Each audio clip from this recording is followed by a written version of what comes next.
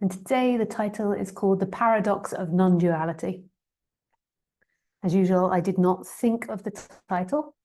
Oops. I did not think of the title. I copied it off someone else, which ended up being me. I've used this title before, The Paradox of Non-Duality. I didn't really realize until I'd picked it. Yeah. Okay, so we shall begin. Now I have to think, what is the paradox of non-duality? Is it paradoxical? And what did I say in the last video? Am I going to contradict myself? I can't remember what I said. So we shall begin.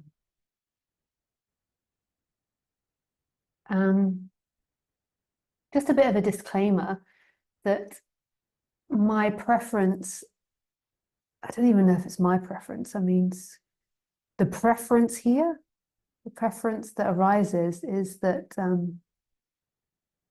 I prefer to mostly speak and point to non-duality than to heavily focus on the illusions and the karma in each body-mind.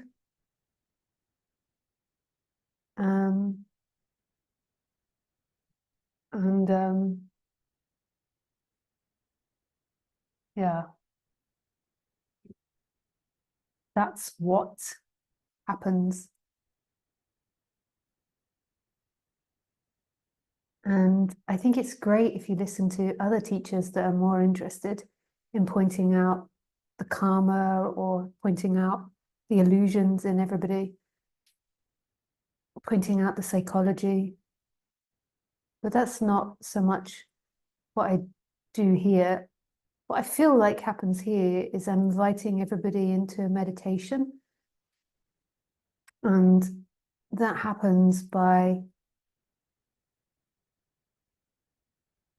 two things: the continuous pointing back to the stillness of what you are, or the emptiness of what you are, combined with the words not coming from me as such. But I laugh at that because it's such a funny thing to say. Even though everybody's into it in non-duality, it's also a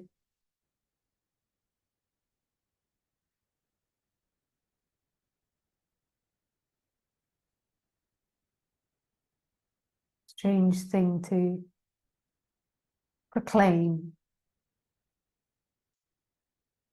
Anyway, that's that. With this combination, I feel like these talks become a meditation. So they're not about helping you, although that can be an effect. They're not about fixing your karma or working out your psychology or pointing out your seeking dynamics or even imparting information. Although all of that can happen, I feel like the primary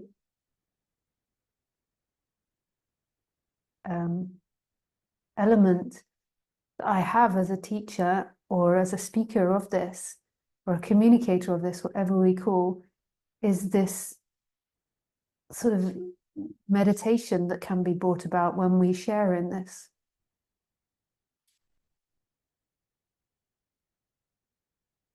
And it can happen on all different levels. It can happen for the person, the meditation can come about, or there can be a sinking beyond the person.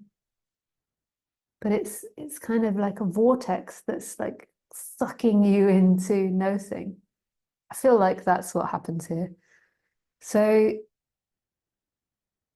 sometimes you may wish that I give a more eloquent or more psychological or more helpful feedback for the person, but the route in which is being selected here is, it's like a very, it's like energetical. It's a very fine line that has to be trod to stay in that. And I can feel when the energy moves away from that and goes into too much of the psychological. And I'm not saying it's a bad thing and that teachers that teach that aren't speaking from stillness. It's just what happens here. And that is the gift that happens here. There's no comparison. That's the mind, that's the illusion that likes to compare. Well, my teacher is better than yours, or this teacher is better than that, and this is what's right, and this is what's wrong, and she should do this, and she shouldn't allow this person to speak so long. That's what I get most feedback on. Is it's not is people requesting that I don't let participants speak so long. That's quite funny, really.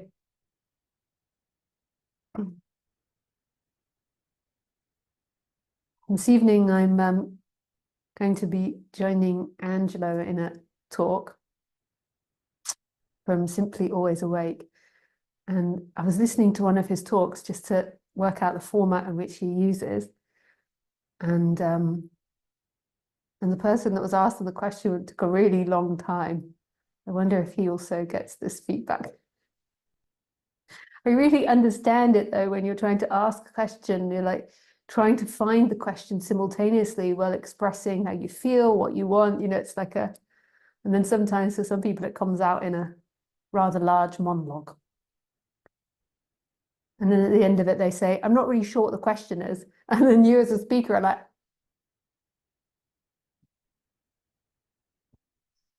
me neither.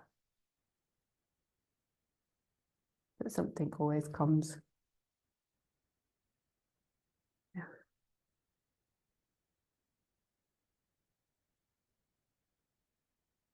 So anyway, so the disclaimer that I like to give, but I often forget, is that if you need psychological help, there's so many teachings and advice out there. I have a reference page on my website, which has got so many different therapies, practices, energetic work, retreats, books. There's so much on there, different teachers, and there's so much more. I don't update it regularly enough. Actually, there's so many things that I would like to put on there, but yeah, life happens and that doesn't. But yeah, there's loads of stuff out there on the internet. And the only thing that I would advise you is that, find something that you like, therapeutic practice or a meditation practice, and then stick with it. You can have a different therapeutic, different energetic, different meditation, but then try to stick with that one. Don't keep bunny hopping around into lots of different practices. But find one that suits you. Like I have my energetic work that I do, different body works I do, and just stick with that for the rest of your life. And maybe there's some updates and evolutions of it, but yeah, I wouldn't jump around all the time. I would follow it through, but don't do it all on the mental level. You've got to have the energetic, the body. So you could do something like Ayurveda or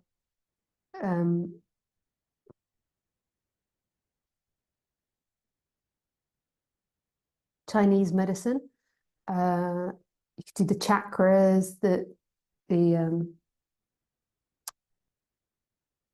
yeah. See, yeah, my words are falling away. So you've got to do body work to bring about health. So that can also include yoga, qigong. These are all the same systems, but just different practices. Breath work. Then do a psychological, so you understand the constructs of your personality structure, and you understand where they evolve from. Then you want to do emotional release, which I find somatic work really amazing. I do for myself, it's like a combination between somatic work and then lining up my chakras. So you want all of those things included. And then the jnana yoga to understand the non-duality. And then maybe a practice that's focusing the mind, a meditation that's focusing the mind. So those are the elements.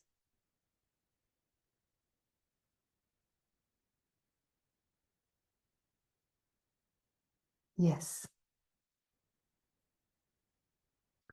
Okay, now to the title. the paradox of non-duality.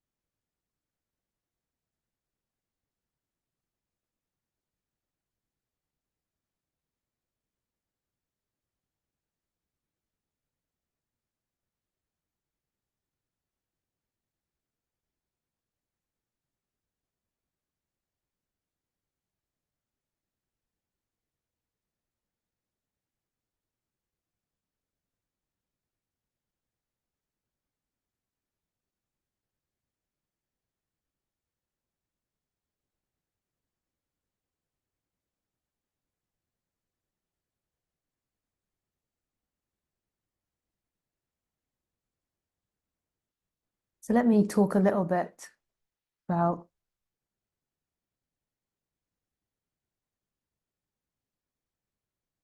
what non-duality is. Then we will get into the paradox of it.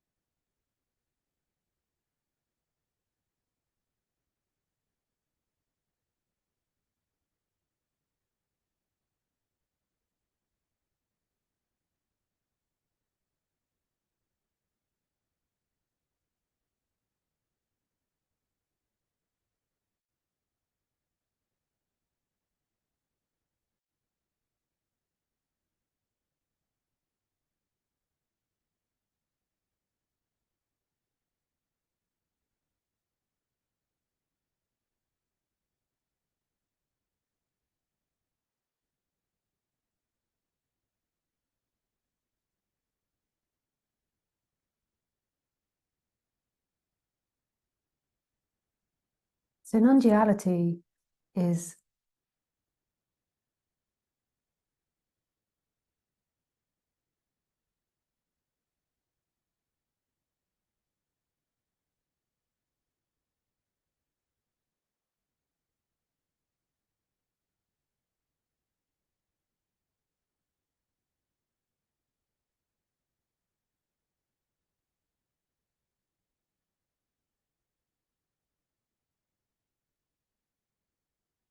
pointing to the non-separation of life. The life isn't actually subject-object. It simply appears that way. And through the process of deconstructing the mind and everything that you know about yourself and the world, there can be a revelation of this empty fullness.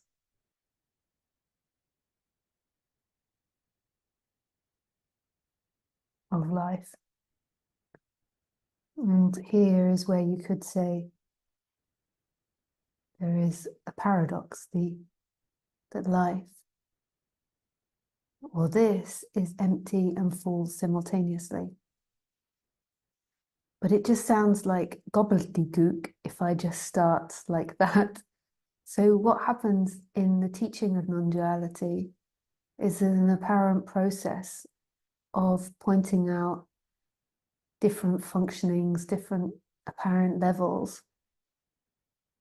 And the person has to go in and discover this for themselves. Because otherwise it just sounds like gobbledygook, like, life is empty and full simultaneously. What does that even mean, that it's empty? But when you go in, and I would say experience for yourself, even though there is no self, but when it's experienced, it's really seen the empty nature of life, that there's not actually somebody experiencing life. There is only life.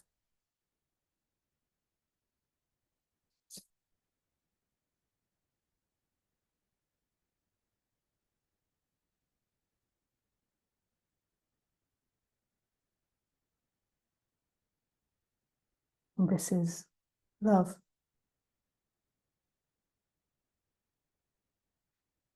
But this love,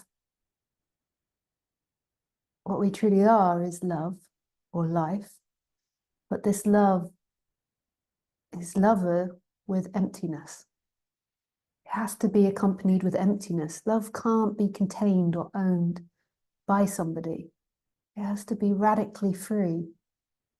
If there is somebody there that loves something, the love isn't free. The love is conditioned. The love is for a particular object. So to truly love, there has to be a knowing that love is empty. You could say life is empty.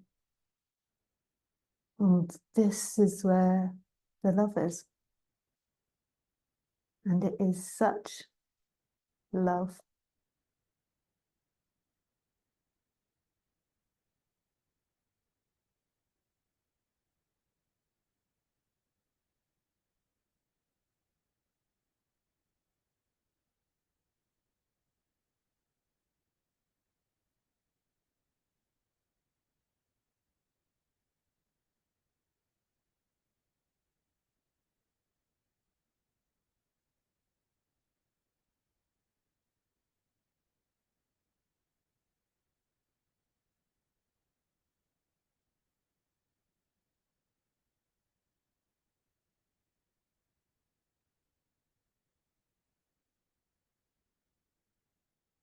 But I suspect this doesn't really make sense. So I'm going to back up and do the verbal acrobatics to make it more sensical.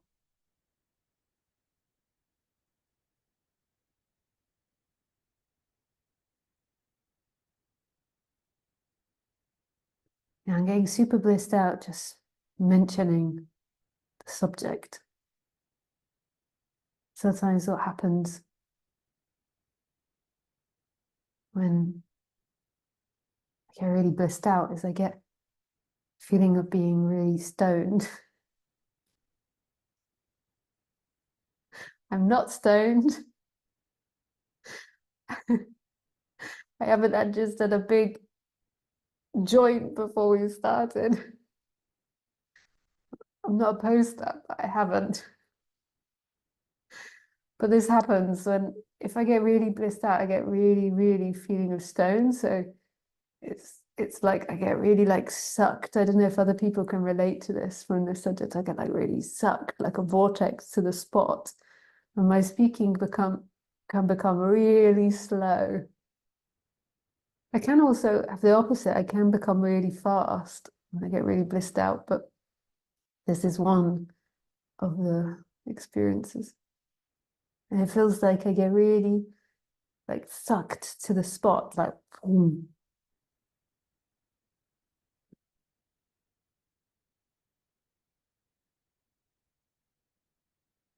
Yeah. And then there becomes very little desire for anything. So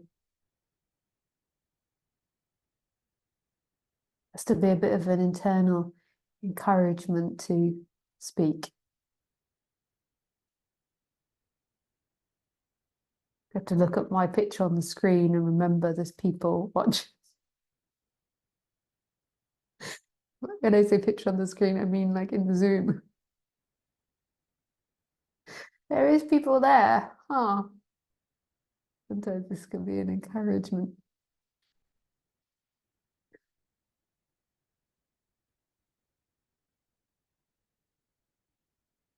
Yeah. So let's go for the consciousness teaching. This is what I was taught. So much love And I want to say gratitude, but I don't actually feel gratitude really anymore. It's just more just absolute love, but I say gratitude at times to try to show that, that the love, is for them. Yeah. But there's just so much love that there were people that spoke to me about this, that life moved these people into the apparent vicinity of this body, and she heard this message. I don't know if you can relate also, like, I know waking up is the most incredibly painful thing because it asks you to let go of everything. But it's so insanely beautiful. And maybe you get snippets of that. Reminders, yes, yeah, there is something beyond me. There is something that loves and holds me, no matter what.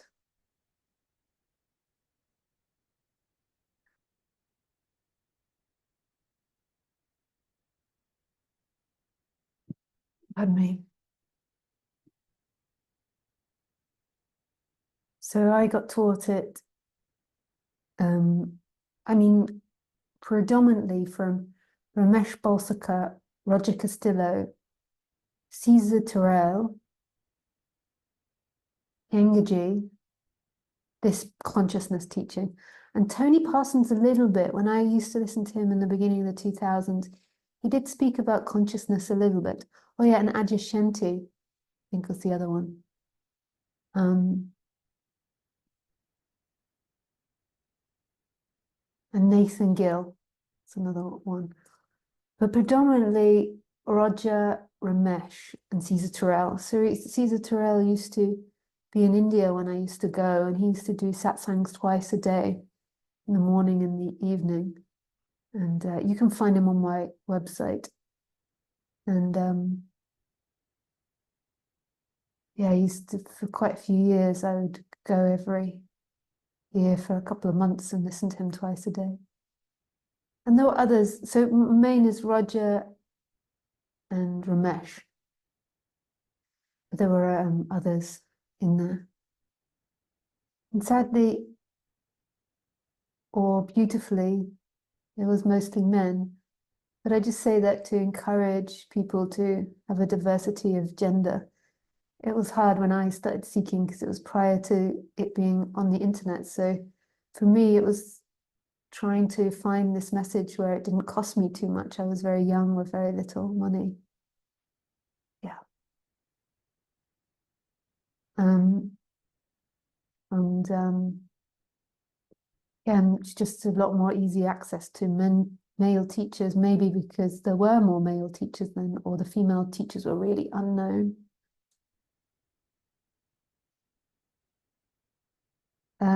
Anyway, to the point. Such gratitude for this consciousness teaching. So, in order to get to the empty fullness of life, what is often taught in non-duality is a pointing back to consciousness. I don't mean personal awareness. I mean that which is prior to personal awareness. Often what people start with, actually, is the recognition of the personal awareness. So personal awareness to me is the movement from, is the ability to move the attention. So the movement from putting the attention onto the knee, to putting the attention onto your heart, to putting your attention onto a sound that's like outside. And it feels like you move it, the personal awareness. And prior to getting into this subject, there is no separation between personal awareness, the thoughts, and the feelings. It's all combined together. The personal awareness, what you think, and it creates this you. So you are putting your attention on something, and when your attention is lost in thoughts, there is not attention lost in thoughts, there is you that is in thoughts. It's all one thing. The personal awareness and all the thoughts and feelings and ideas are the same thing. And when you begin to get into non-duality, you notice that there is a personal awareness that is aware of thoughts, that's aware of feelings, that is aware of what's happening in life. And the personal awareness actually can be separated out and doesn't contain anything. It's very empty personal awareness. It's just aware. And you can put the awareness on the tree and it's very empty in the sense that it doesn't own or contain. It doesn't own or contain or inherently have feelings or thoughts in it. The feelings and thoughts come and go in this personal awareness. And the personal awareness is always here while the body's awake.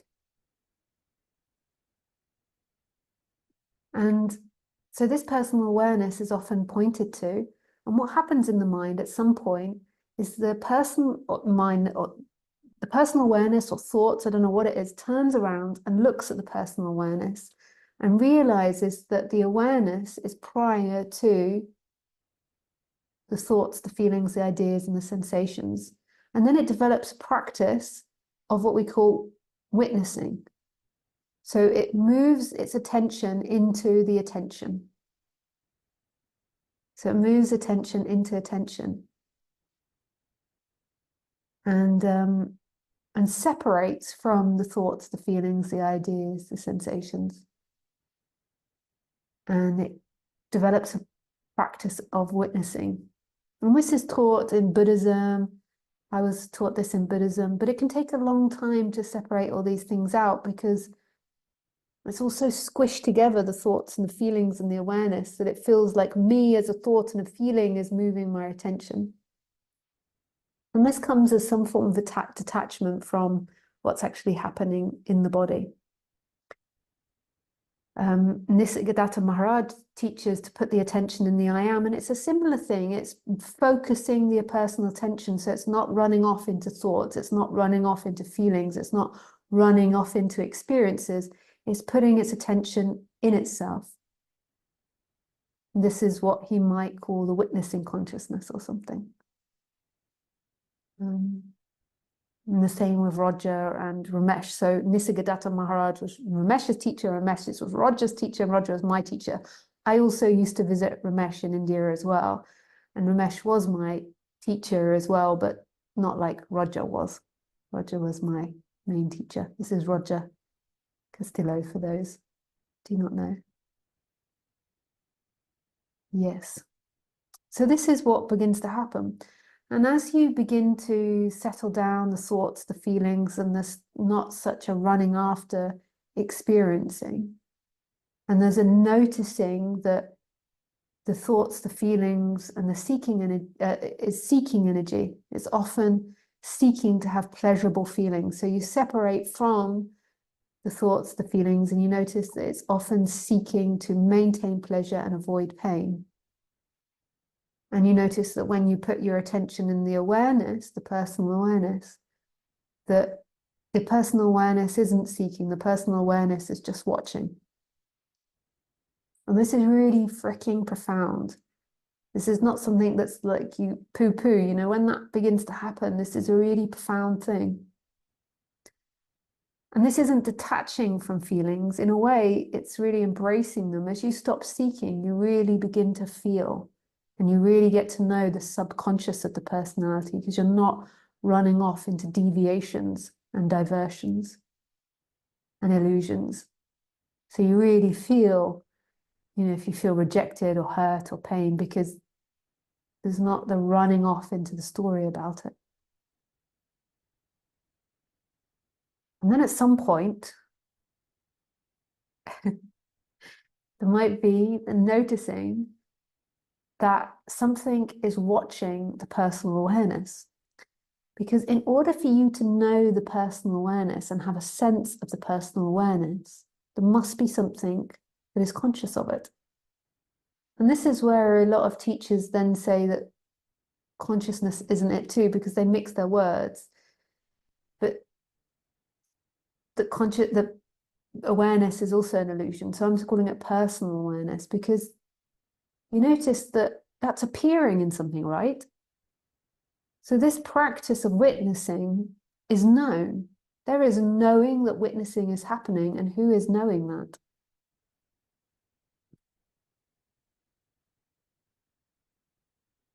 Who is knowing that? Now, this cannot be seen because consciousness, the big consciousness, is prior to the witness. So the witness can't actually turn around and look at the big consciousness. It can appear to and can appear to have some experience, but what's actually happening there is an opening.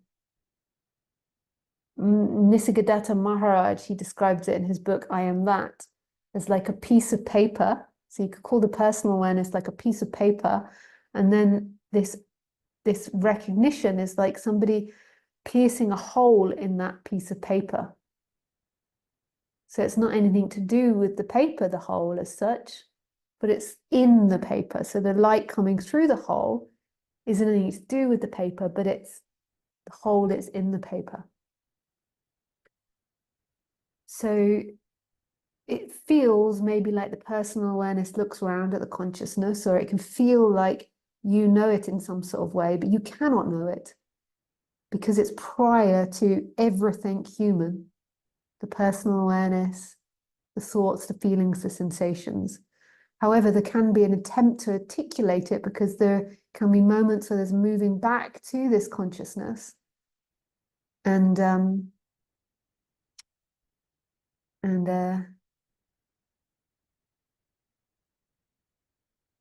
there is a remembering that happens of this is who I am. And this big consciousness has no quality. And this is where it becomes a bridge for the empty fullness that's talked about. Because the big consciousness is like a bridge or a vessel.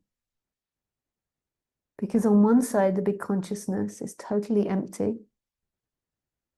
And on the other side, it's totally full. And there cannot be life without this big consciousness. There has to be this big consciousness, this perception happening. But, excuse me, the perception, that big perception, the big consciousness is totally empty. Oh, I am so sorry. For those of you just nodding off, for those of you that use me as a tool to sleep, I'm sure that just blasted you awake.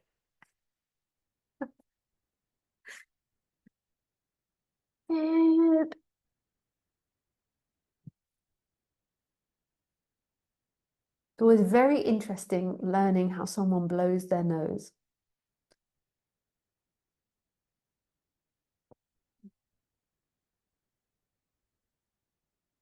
It says a lot about the person.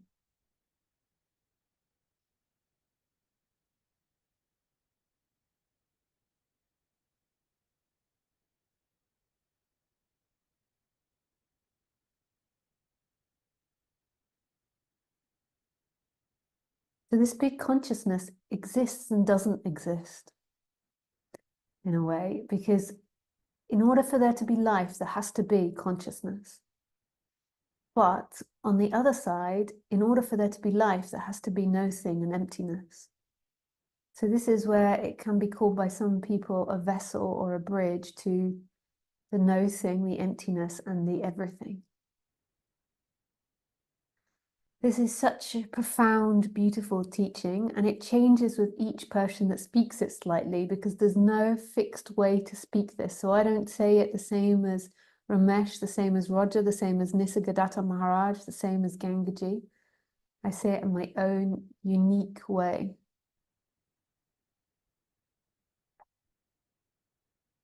You could also call this consciousness, this pure consciousness, absolute love. Because when it's recognized, there is no subject object. There is no here or there. There is no life or death. There is no happening or no happening. And in that, that's pure, unconditioned love. It's so intimate. Where is the space between the speaking and the hearing, the seeing and the seen, the feeling and the felt?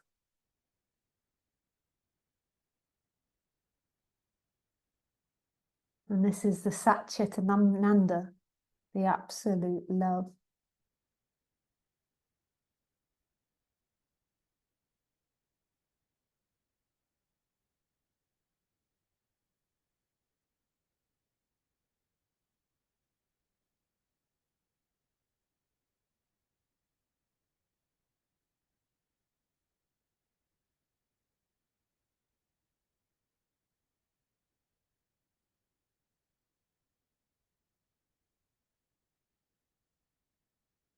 Yeah. So that's that. So the paradox of non-duality. So the paradox is that you can never get there. You can never understand it. You can never accurately speak about it. It exists and not exists. It's a totally personal experience without being personal at all.